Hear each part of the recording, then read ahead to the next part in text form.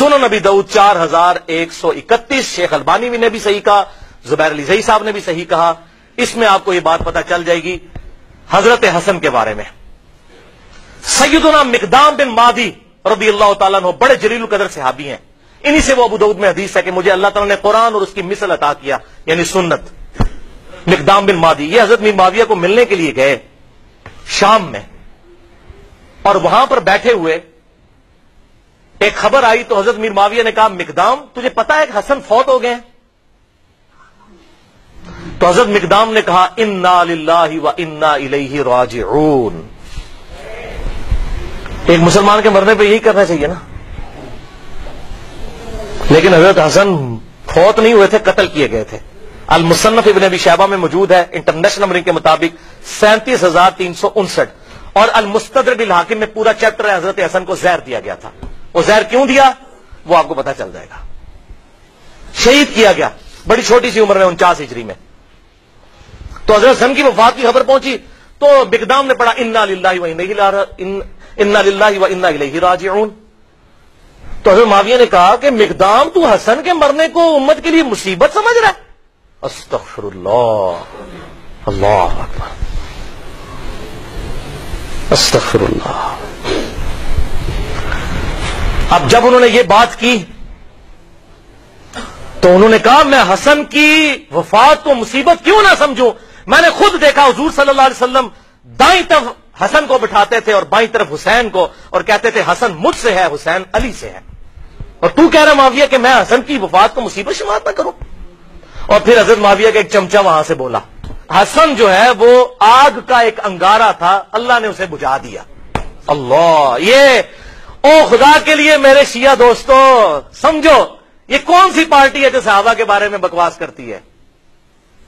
اگر آپ واقعی شیعہ نے علی، آئی ایم شیعہ پولیٹیکلی، جیسے امام شافعی نے فرمایا تھا اہل بیت کی محبت کا نام رافضی ہونا ہے تو میں رافضی ہوں. رافضی صحابہ کرام پر لعنت نہ کرے کوئی شیعہ، وہ تو حضرت علی کا ماننے والا ہی نہیں، وہ شیعہ علی ہے ہی نہیں، وہ شیعہ معاویہ ہے. تو یہ دیکھیں وہ چمچہ کہتا ہے حسن آگ کا انگارہ تھا اللہ نے بجھا دیا. اللہ اکبر. مقدام نے کہا اللہ کی قسم معاویہ تو نے میرے دل کو آگ لگا دی ہے، میں اس وقت تک یہاں سے نہیں اٹھوں گا جب تک کہ تجھے آگ نہ لگا دوں. یہ ہے انڈر پروٹیسٹ اور اعلان حق جابر حکمران کے سامنے غلط بات کو غلط کہنا ہے. میں تجھے آگ لگا کے یہاں سے اٹھوں گا. معاویہ اللہ کی قسم اگر میں جھوٹ بولوں مجھے یہاں پر ٹوک دینا، اگر میں سچ کہوں تو مجھے بتا دینا. سن معاویہ میں تجھے اللہ کی قسم دے کے پوچھتا ہوں کیا رسول اللہ نہیں فرمایا تھا کہ سونا مرد کے لیے حرام ہے؟ حضرت معاویہ نے کہا ہاں کہا تھا.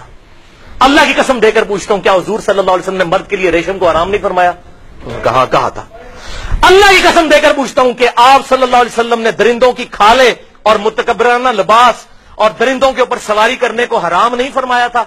حضرت معاویہ نے کہا ہاں کہا تھا.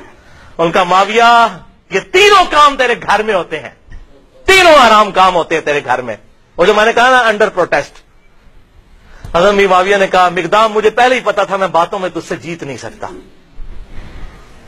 تجھے سانو حدیث سنا دو امام حنیفہ کے مقابلے نبی دی حدیث آ جائے ایسے دیکھو اتنی کافی ہے.